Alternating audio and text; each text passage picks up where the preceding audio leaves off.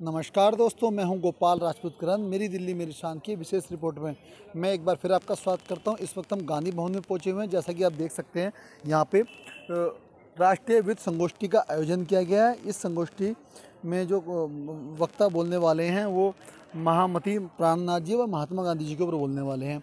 हमारे साथ इस वक्त प्रोफेसर रुचि शर्मा जी हैं, जो हमें जानकारी देंगी कौन कौन यहाँ पहुँचने वाले हैं। मैं आपका बहुत बहुत स्वागत है मेरी दिल्ली मेरे शान में। आज का क्या कार्यक्रम है? आज का कार्यक्रम है महामती प्राणनाथ और महात्मा गांधी अपने अपने समय और समय की चुनौतियों के आलोक में। तो जिसके लिए आमंत्रित आदरणीय श्री 5 महामंगलपुरी धाम सूरत के पीठ के आचार्य सदगुरु श्री 108 सूर्य नारायण दास जी आमंत्रित है। दूसरा, दिल्ली विश्वविद्यालय के प्रतिष्ठित प्रोफेसर पूरन चंद टंडन जी, वहीं साथ ही शरदानंद कॉलेज पूर्व सहायक प्रोफेसर डॉक्टर विनीता मैम आमंत्रित। जैसा कि मैडम ने बताया यहाँ कौन कौन पहुँचने वाले हैं, आइए वहाँ आपको कार्यक्रम के अंदर ले चलते हैं। आदरणीय भरत जोशी जी, आदरणीय अनिल जैन जी, आदरणीय निरंजन जी, मेरे साथी प्रदीप जी और शक्तिनगर प्रणामी मंदिर से महाराज श्री परम जी और सभी सुंदर साथ को, विद्यार्थियों को, शोधार्थियों को मेरा हार्दिक प्रणाम, अभिनंदन।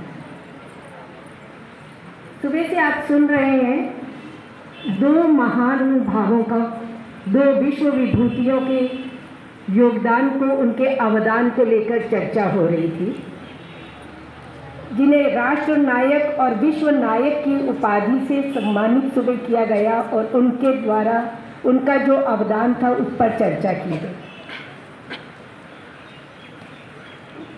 मैं देखती हूँ कि दोनों के बीच में 350 साल का अंतर है, 350 वर्ष का। एक का जन्म 1618 में हो रहा है और दूसरे का जन्म 1869 में हुआ है, पर दोनों ने एक ही पावन धरा पर जन्म लिया नहीं कहूँगी, अवतरण हुआ दोनों का ही, दोनों महान विभूतियों का।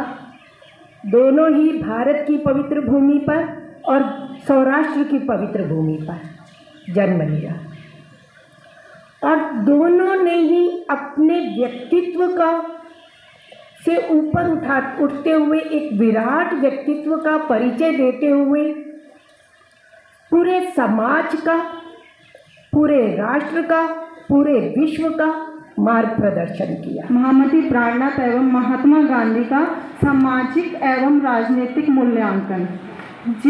अब मैं इन दोनों को व्यक्तिगत तौर पे तो मैं आपको ज़्यादा नहीं बोलूँगी, बिकॉज सभी आदरणीय लोगों ने पहले ही बहुत मुख्य रूप से अपनी बात कह दी है और ऐसा तो मुझे लगता नहीं है कि सभा में कोई भी महात्मा गांधी से परिचित नहीं होगा, लेकिन महामती प्राणनाथ जी से परिचित होने के लिए मुझे लगता है आधी से ज़्यादा संख्या में पहला अनुभव होगा लोगों का। तो मेरा मुख्य उद्देश्य महामती प्राणनाथ की पृष्ठभूमि को बताते हुए आज के संदर्भ में महात्मा गांधी जी से उनके विषय की प्रासंगिकता को दिखाना होगा।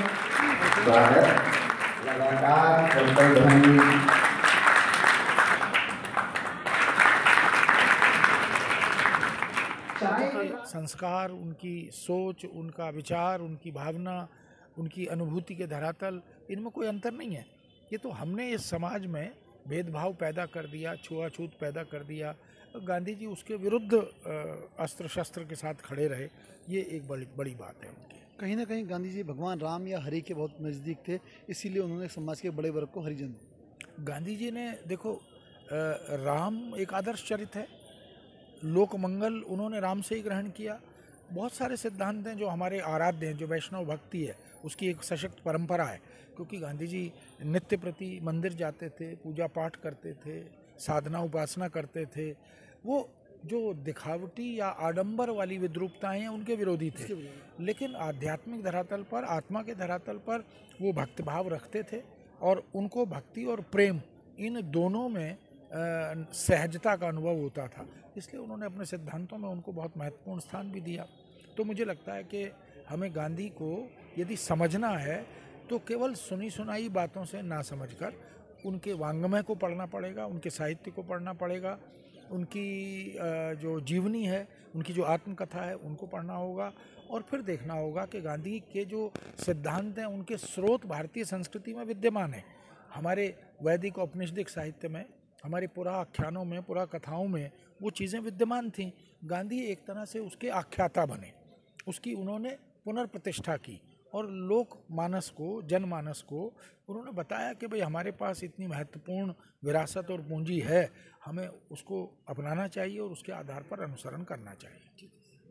ये थे हमारे साथ प्रोफेसर पूरन चंद टंडन जी, जिन्होंने हमें बताया कि गांधी जी आज के युग में कितने प्रासंगिक हैं। मैं गोपाल राजपूत, मेरी दिल्ली मेरे शान के लिए।